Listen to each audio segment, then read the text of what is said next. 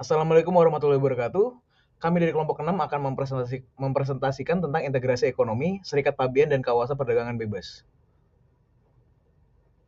Anggota kelompok kami ada saya, Rangga Rizky Putranto. Saya Agung Pangestu. Saya Angga Maulana. Saya Muhammad Hafiz Iqbal. Saya Muhammad Rehan Dwi Putro. Ada beberapa topik materi yang akan kita bahas dalam presentasi kali ini. Yang pertama ada teori integrasi ekonomi, kedua ada serikat pabean pencipta perdagangan, ketiga ada serikat pabean pengalih perdagangan, keempat ada teori statistik terbaik kedua dan lainnya, dampak kesejahteraan dari serikat pabean, kelima ada manfaat dinamis dari serikat pabean, dan yang keenam ada sejarah upaya integrasi ekonomi.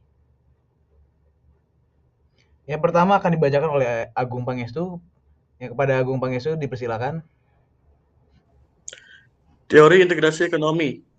Teori integrasi ekonomi mengacu pada kebijakan komersial yang secara diskriminatif mengurangi atau menghilangkan hambatan perdagangan hanya di antara negara-negara yang bergabung.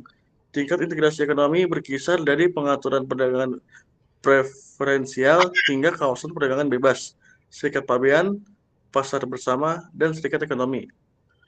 Kawasan perdagangan bebas adalah bentuk integrasi ekonomi yang menghilangkan semua hambatan perdagangan antar anggota, namun masing-masing negara tetap mempertahankan hambatan perdagangan dengan negara non-anggota. Serikat Pabean Pencipta Perdagangan. Penciptaan perdagangan. Penciptaan perdagangan terjadi ketika sebagian produksi dalam negeri di satu negara yang menjadi anggota serikat pabean digantikan oleh impor yang berbiaya lebih rendah dari negara anggota. Dengan asumsi bahwa semua sumber daya ekonomi digunakan sepenuhnya sebelum dan sesudah pembentukan serikat pabean. Hal ini meningkatkan kesejahteraan negara-negara anggota karena hal ini mengarah pada spesialisasi yang lebih besar dalam produksi berdasarkan keunggulan komparatif. Itu akan dibacakan oleh Muhammad Hafiz. Kepada Muhammad Hafiz dipersilakan. Selanjutnya ada serikat pabean pengalih perdagangan. Pengalihan perdagangan terjadi ketika impor berbiaya lebih rendah dari luar serikat pabean digantikan oleh impor berbiaya lebih tinggi dari anggota serikat pabean. Hal ini terjadi karena perlakuan perdagangan istimewa yang diberikan kepada negara-negara anggota. Serikat pabean yang mengalihkan perdagangan menghasilkan kedua penciptaan perdagangan dan pengalihan perdagangan, dan oleh karena itu dapat meningkatkan atau mengurangi kesejahteraan anggota serikat pekerja, tergantung pada kekuatan relatif dan kedua kekuatan yang berlawanan tersebut. Selanjutnya ada teori statis terbaik kedua dan lainnya. Dampak kesejahteraan dari serikat pabean. A.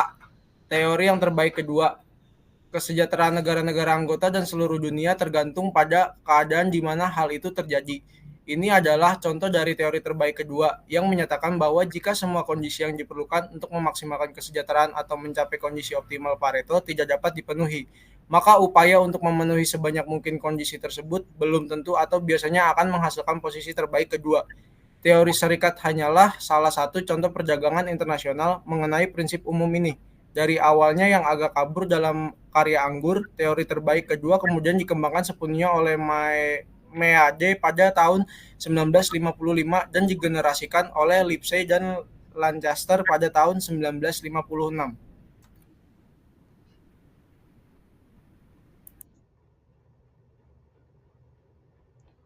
Selanjutnya akan dibacakan oleh Muhammad Rehan. Kepada Muhammad Rehan dipersilakan.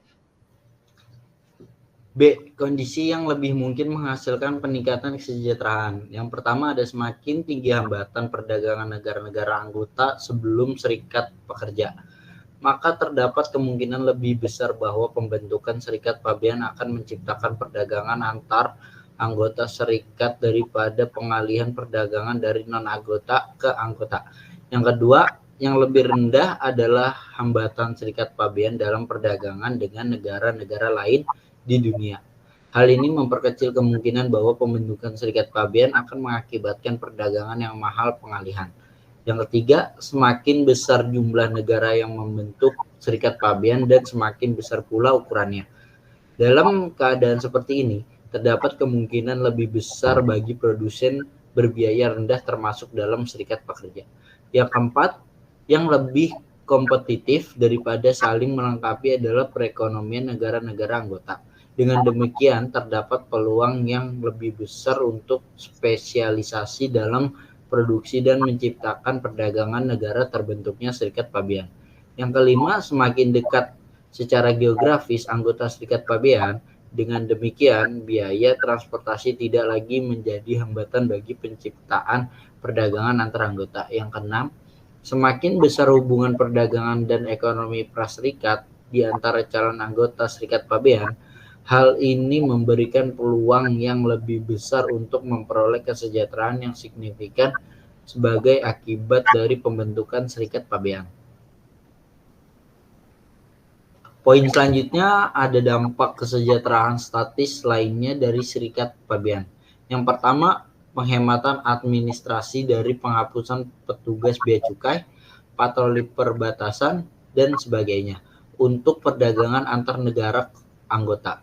Yang kedua, Serikat Pabean yang mengalihkan perdagangan dengan mengurangi permintaan impor dari dan ke luar negeri pasokan ekspor ke negara-negara lain di dunia. Kemungkinan besar akan membawa perbaikan pada sektor ini kolektif ketentuan perdagangan Serikat Pabean.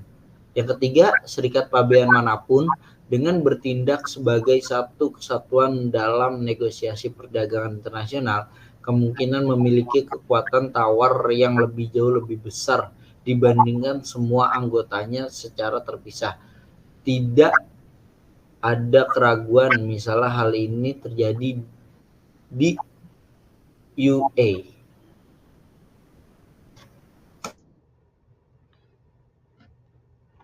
Selanjutnya akan dibacakan oleh Muhammad Angga Maulana. Angga Maulana, silakan. Manfaat dinamis dari Serikat Pabean. Yang pertama, manfaat dinamis terbesar dari pembentukan Serikat Pabean adalah ditingkatkannya kompetisi. Itulah yang mungkin terjadi. Artinya, tanpa adanya Serikat Pabean, produsen terutama yang berada di pasar monopoli dan oligopolistik kemungkinan besar akan menjadi lamban dan berpuas diri terhadap hambatan perdagangan. Yang kedua, perekonomian skala kemungkinan besar disebabkan oleh perluasan pasar. Namun harus diingat bahwa bahkan sebuah negara kecil yang bukan anggota Serikat Pabean manapun dapat mengatasi kecilnya pasar domestiknya dan mencapai skala ekonomi yang besar dalam produksi dengan mengekspor ke seluruh dunia. Yang ketiga, stimulus terhadap investasi untuk memanfaatkan yang diperbesar pasar dan untuk menghadapi persaingan yang semakin meningkat. Pergerakan tenaga kerja dan modal kemungkinan besar akan menghasilkan pemanfaatan yang lebih baik terhadap sumber daya ekonomi seluruh masyarakat.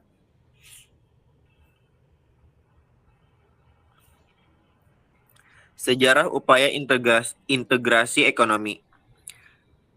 Uni Eropa (UE) didirikan berdasarkan Perjanjian Roma, ditandatangani pada bulan Maret 1957 oleh Jerman Barat, Prancis, Italia, Belgia, Belanda, dan Luxembourg, dan mulai berlaku pada tanggal 1 Januari 1958.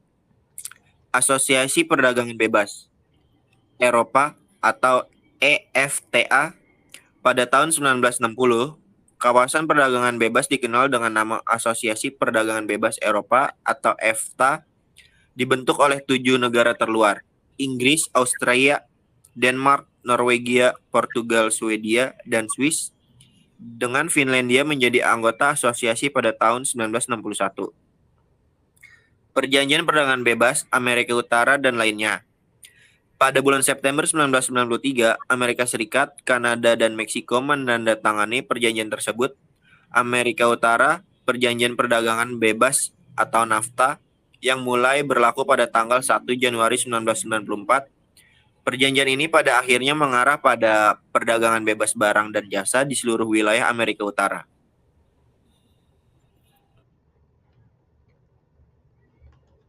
Selanjutnya akan dibacakan oleh saya, Rangga Rizky Putranto. Sejarah upaya integrasi ekonomi. Upaya integrasi ekonomi di kalangan negara berkembang. Keberhasilan UE mendorong banyak upaya integrasi ekonomi antar kelompok negara berkembang sebagai sarana untuk merangsang laju pembangunan ekonomi beberapa di antaranya.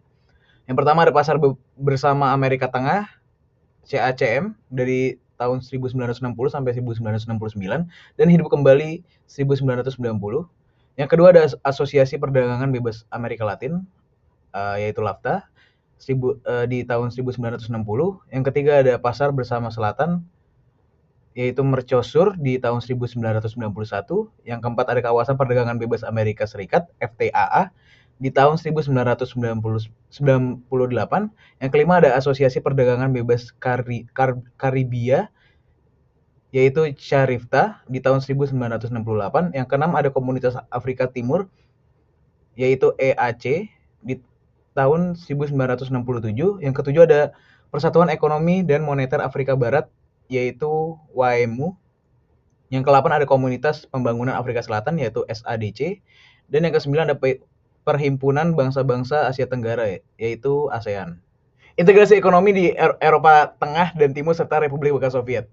Pada tahun 1949, Uni Soviet membentuk Dewan Bantuan Ekonomi Bersama, yaitu CMEA atau COMECON, dengan negara-negara blok komunis di Eropa Timur, yaitu Bulgaria, Cekoslowakia, Jerman Timur, Hongaria, Polandia, dan Rumania, ditambah Mongolia. Kemudian Kuba, Korea Utara, dan Vietnam bergabung.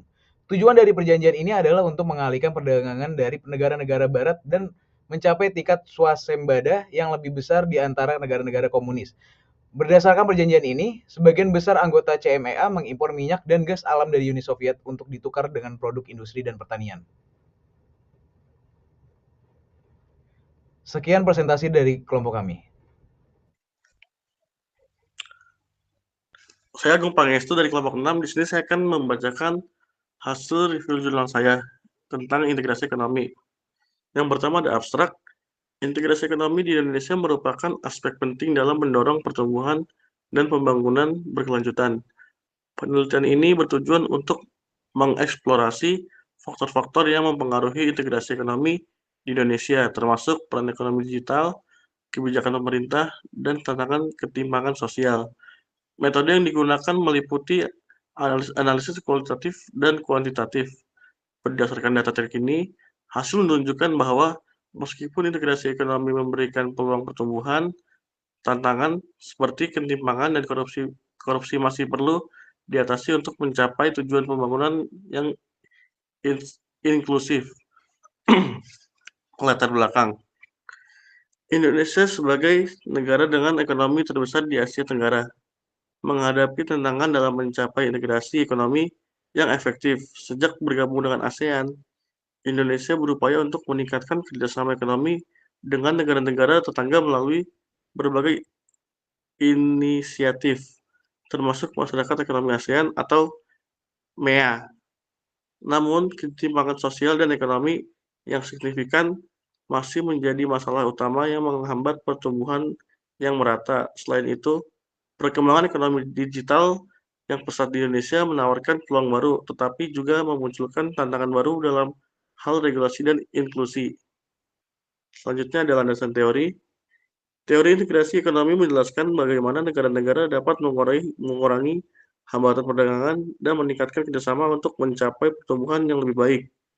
Menurut Abdillah, ekonomi digital berpotensi besar untuk mendorong pertumbuhan ekonomi, tetapi memerlukan dukungan kebijakan yang tepat untuk mengoptimalkan manfaatnya. Selanjutnya ada fenomena. Fenomena yang terjadi dalam integrasi ekonomi di Indonesia mencakup pertumbuhan pesat sektor e-commerce dan digitalisasi bisnis. Penelitian oleh Zakaria menunjukkan bahwa e-commerce berperan penting dalam pembangunan ekonomi daerah dengan menghubungkan pasar lokal dan global. Di sisi lain, korupsi masih menjadi hambatan signifikan yang mempengaruhi pertumbuhan ekonomi dan kepercayaan investor. Selanjutnya ada metode. Metode yang digunakan dalam penelitian ini meliputi analisis data sekunder dari berbagai sumber, termasuk laporan resmi pemerintah dan jurnal ilmiah, data kuantitatif mengenai pertumbuhan ekonomi, investasi, dan indikator sosial lainnya. Dianalisis untuk mengidentifikasi hubungan antara integrasi ekonomi dan pertumbuhan. Selain itu, wawancara dengan pemangku kepentingan di sektor ekonomi juga dilakukan untuk mendapatkan perspektif yang lebih mendalam. Selanjutnya ada hasil penelitian. Hasil penelitian menunjukkan bahwa integrasi ekonomi di Indonesia memberikan kontribusi positif terhadap pertumbuhan. Namun, tantangan seperti ketimpangan sosial dan korupsi masih perlu diatasi. Penelitian oleh Farkan menunjukkan bahwa keberagaman ekonomi di Indonesia dapat menjadi sumber ketimpangan jika tidak dikelola dengan baik. Selain itu, kolaborasi antara pemerintah, sektor swasta, dan masyarakat sipil sangat penting untuk merancang kebijakan yang mendukung pembangunan inklusif dan berkelanjutan. Sekian dari review jurnal saya.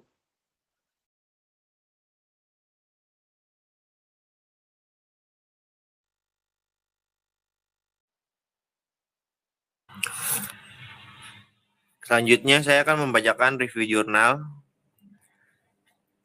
Political Economy Analysis of Free Trade Area and Custom Union. Abstrak. Jurnal ini menganalisis efek kesejahteraan dari integrasi regional dalam konteks kebijakan perdagangan endogen.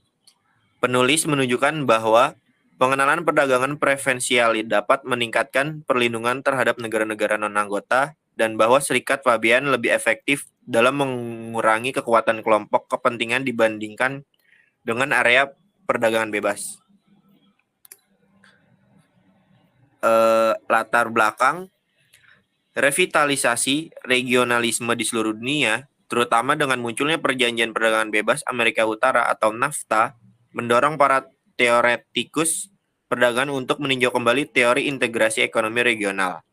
Kebijakan perdagangan seringkali merupakan hasil dari interaksi kompleks antara pemerintah dan kelompok kepentingan yang tidak selalu berorientasi pada maksimisasi kesejahteraan. Selanjutnya adalah landasan teori. Teori yang mendasari analisis ini berfokus pada bagaimana kebijakan perdagangan ditentukan secara endogen. Penelitian sebelumnya menunjukkan bahwa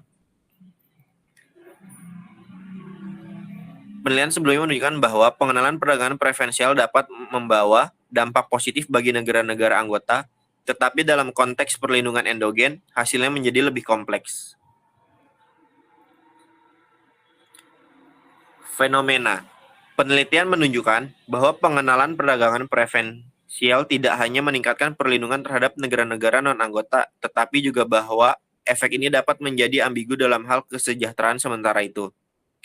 Serikat Fabian dapat mengurangi kekuatan kelompok kepentingan dengan menetapkan tarif eksternal yang lebih rendah dibandingkan dengan area perdagangan bebas. Metode. Analisis dilakukan menggunakan model MEAD 3 barang dan 3 negara dengan modifikasi untuk memasukkan kebijakan perdagangan endogen. Penulis mengevaluasi dampak dari perdagangan preferensial dan membandingkan area perdagangan bebas dengan Serikat Fabian. Hasilnya menunjukkan bahwa Serikat Fabian lebih baik dalam mendilusi kekuatan kelompok kepentingan dibandingkan dengan area perdagangan bebas. Selain itu, semakin banyak anggota dalam Serikat Fabian, semakin besar kemungkinan kesejahteraan negara-negara anggota akan meningkat. Namun, kelompok kepentingan cenderung menolak perluasan Serikat Fabian karena masalah free rider. Terima kasih. Selanjutnya ada review jurnal dari saya, Muhammad Hafiz Iqbal, yaitu An Empirical Analysis of African Trade Blocks Effect on the Global Economy. New Evidence from the Gravity Model. Yang pertama ada abstrak, di mana studi ini menggunakan model gravitasi untuk memperkirakan sejauh mana kontribusi 6 blok perdagangan Afrika terhadap ekonomi global menggunakan model gravitasi yang mencakup dari tahun 1980 hingga 2018. Persamaan gravitasi yang memodelkan kontribusi ekspor dari 6 RSI Afrika yang dipilih terhadap ekspor global diperkirakan. Model gravitasi yang diperkirakan mengungkapkan bahwa estimasi jangka panjang menunjukkan bahwa estimasi koefisien untuk SACU dan ECCAS tidak signifikan dalam jangka panjang, sementara untuk SACU, EAIC, dan ECCAS sebagai RSE memiliki kontribusi yang tidak signifikan terhadap ekspor dalam jangka pendek. Kontribusi tertinggi COMESA diikuti oleh EAC mungkin karena pertumbuhan ekonomi negara-negara anggota seperti Kenya dan Rwanda, sedangkan COMESA dan SADC mungkin sebagai hasil dari ekonomi besar Nigeria dan Afrika Selatan.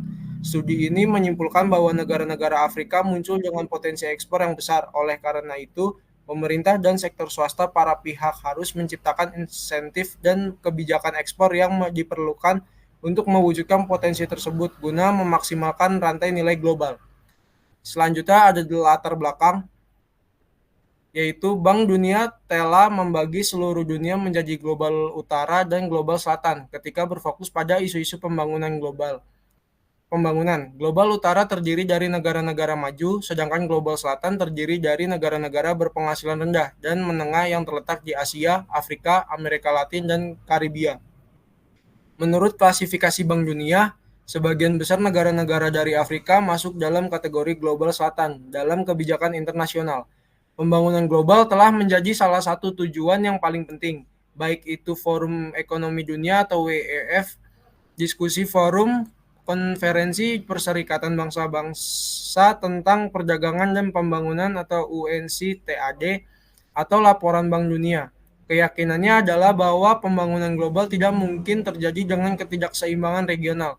Di arena internasional, pertemuan WEF tahun 2018 membahas bahaya ekonomi negara berkembang dalam hal penurunan pertumbuhan ekonomi di tengah perlambatan ekonomi global. Afrika telah lama menjadi pusat sumber daya alam dan karenanya menjadi kontributor dalam perdagangan internasional. Namun, Afrika tetap menjadi kawasan yang kurang berkembang dan gagal memberikan kontribusi yang berarti dalam sistem perdagangan internasional. Selanjutnya adalah landasan teori. Penelitian ini mengadopsi model gravitasi untuk memeriksa tingkat penciptaan perdagangan dan pengalihan perdagangan di COMESA, ECCAS, dan ECOWAS dengan data tahunan dari periode 1991 hingga 1998. Model gravitasi menunjukkan tingkat penciptaan dan pengalihan perdagangan yang bervariasi di antara negara-negara anggota COMESA, ECCAS, dan ECOWAS, blok perdagangan Afrika. ECOWAS ditemukan mengalami penciptaan perdagangan yang lebih tinggi dan berikutnya adalah COMESA.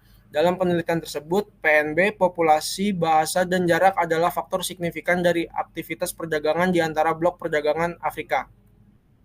Selanjutnya ada fenomena. Pada fenomena ini, fragmentasi dan kecilan masing-masing negara Afrika dalam kaitannya dengan ekonomi global telah mengharuskan negara-negara ini bersatu untuk membentuk blok perdagangan regional agar dapat diposisikan dengan baik untuk mendapatkan keuntungan dari perdagangan global. Telah ditetapkan bahwa blok-blok Afrika ini adalah pengekspor produk primer dalam bentuk mentahnya. Alasan utamanya adalah rendahnya tingkat industrialisasi di negara-negara Afrika yang telah menghambat mereka untuk mengambil keuntungan penuh dari rantai nilai global atau GVC dalam sistem perdagangan internasional. Selanjutnya untuk metode yang digunakan dalam penelitian ini yaitu mengadopsi model gravitasi dari teori perdagangan internasional. Model gravitasi adalah model yang membantu menjelaskan perdagangan bilateral antara dua negara yang melakukan perdagangan meskipun ada berbagai model yang dapat digunakan untuk memeriksa kontribusi atau efek blok perdagangan pada ekspor global. Seperti model keseimbangan umum yang dapat dihitung atau CGE dan lainnya. Keunggulan dari relevansi model gravitasi ini dalam studi ini berasal dari kemampuannya untuk menjelaskan keunggulan komparatif antara dua negara yang berdagang. Untuk hasilnya, penelitian menunjukkan terdapat hasil estimasi jangka panjang dan jangka pendek yang secara keseluruhan membuktikan bahwa COMESA sebagai kontributor tertinggi terhadap ekspor global baik dalam jangka pendek maupun jangka panjang, diikuti oleh EAC, ECOWAS, dan SADC. Negara-negara anggota seperti Nigeria, Afrika Selatan, Kenya, dan Rwanda terbukti memberikan dampak besar pada nilai ekspor RSI Afrika. RSI Afrika memang tengah berkembang menjadi pemain yang harus diperhitungkan di kancah global. Sekian dari review jurnal saya, terima kasih. Selanjutnya di sini ada review jurnal saya, Impact of Alternative Regional Trade Arrangements on the Ethiopian Economy. Di sini ada abstrak, pasar bersama untuk Afrika Timur dan Selatan atau COMESA adalah perjanjian perdagangan regional area perdagangan bebas atau FTA di Afrika. Saat ini Ethiopia sedang bernegosiasi untuk bergabung COMESA FTA. Studi ini menilai dampak 3 peraturan perdagangan regional COMESA FTA, Serikat Pabean, dan Perjanjian Kemitraan Eropa atau EPA. Terdapat ekonomi Ethiopia.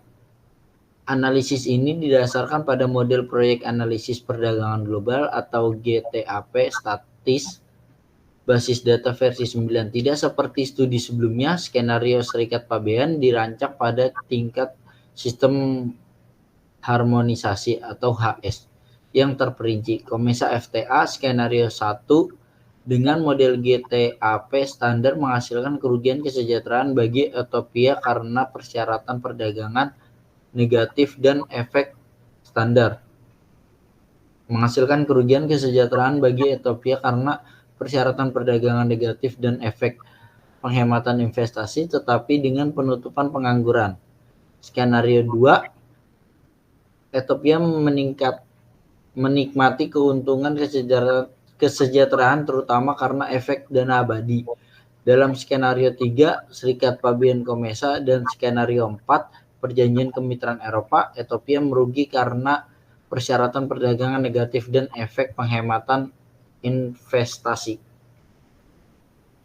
Selanjutnya ada latar belakang. Perjanjian Perdagangan Regional atau RTA telah menjamur di seluruh dunia sejak pembentukan GATT atau WTO. Dan sekarang hampir semua anggota organisasi perdagangan dunia menjadi anggota setidaknya satu RTA. Dari segi kuantitas ada tren peningkatan pembentukan RTA dan saat ini notifikasi kumulatif RTA yang berlaku mencapai 471, sedangkan jumlah RTA fisik yang berlaku FTA meningkatkan perdagangan bilateral negara-negara anggota melalui efek penciptaan perdagangan ketika produksi domestik suatu barang di negara anggota turun dan digantikan oleh produksi berbiaya rendah oleh negara mitra. Selanjutnya ada landasan teori. Perkembangan blok perdagangan regional telah menarik minat akademisi dan membuat kebijakan di Afrika. Beberapa penelitian telah dilakukan untuk menganalisis dampak kesejahteraan dan ekonomi makro dari berbagai pengaturan perdagangan regional dalam hal kawasan perdagangan bebas, Serikat Pabean, atau pengaturan preferensi di Afrika, khususnya di Komesa. Selanjutnya ada metode. Studi ini menggunakan model ekonomi global yang dikenal sebagai model GTA. Model GTAP memiliki keuntungan dalam mengatasi dampak perubahan kebijakan di tingkat nasional, bilateral, atau multilateral. Selain itu, perubahan kebijakan dievaluasi berdasarkan dampaknya terhadap tingkat produksi, faktor input, volume perdagangan, dan pengaruh lain yang ditimbulkan terhadap kesejahteraan. Selanjutnya ada fenomena. Ethiopia adalah anggota Komesa tetapi bukan penanda tangan area perdagangan bebas. Oleh karena itu, kami mengevaluasi dampak makroekonomi dan kesejahteraan dari area perdagangan bebas antara Ethiopia dan negara-negara anggota Komesa. Kedua negara-negara anggota Komesa sepakat untuk mengenakan tarif eksternal umum atau CET pada negara-negara non-anggota dan membentuk Serikat Pabean. Selanjutnya, di sini ada hasil penelitian. Ini merupakan simulasi untuk skenario 1 yang memodelkan FTA penuh di antara semua wilayah Komesa dengan penutupan lapangan kerja standar, menghasilkan efek kesejahteraan negatif untuk Ethiopia, Uganda, Zambia, dan Zimbabwe. Tetapi dengan penutupan pengangguran skenario 2, hampir semua wilayah Komesa memperoleh keuntungan dalam hal kesejahteraan, terutama karena efek dana abadi, pengecualian terhadap tren. Ini adalah Zimbabwe yang melaporkan kerugian kesejahteraan. Skenario Serikat Pabean Komesa menunjukkan kerugian kesejahteraan untuk Ethiopia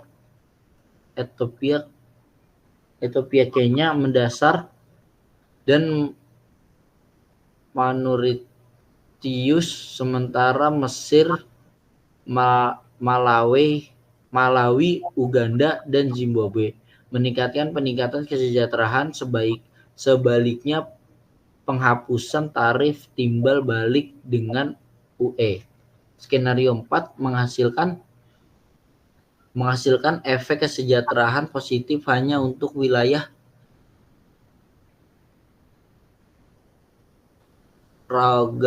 Uganda, Zimbabwe, RSCA, dan UE27. Dunia secara keseluruhan menikmati peningkatan kesejahteraan sebesar 154 juta US dollar dan 447 juta US dollar dengan skenario 1 dan 2. Sementara itu skenario Serikat Pabean Komesa dan EPA menghasilkan kerugian kesejahteraan keseluruhan sekitar 288 juta US dollar dan 47 juta US dollar. Secara keseluruhan, Rwanda dan RSCA muncul sebagai pemenang dalam hal kesejahteraan di semua skenario.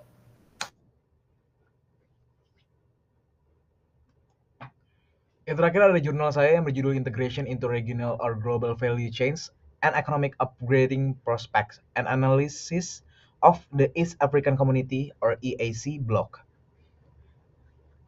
Pertama ada abstrak. Penelitian ini menilai integrasi komunitas Afrika Timur atau EAC dalam rantai nilai global GFC dan dampaknya terhadap peningkatan ekonomi menggunakan data dari 2005 sampai 2018.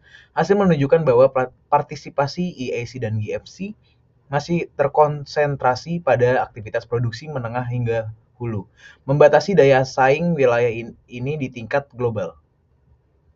Selanjutnya adalah latar belakang.